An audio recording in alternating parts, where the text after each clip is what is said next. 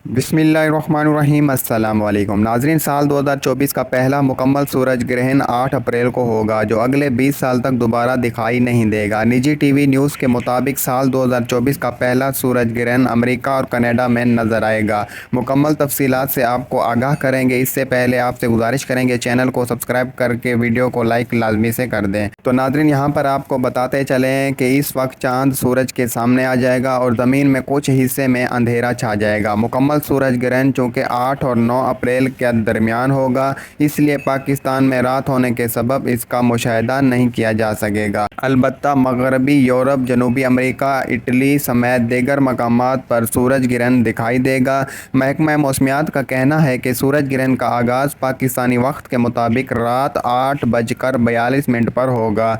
11:17 पर सूरज ग्रहण अरूज पर होगा।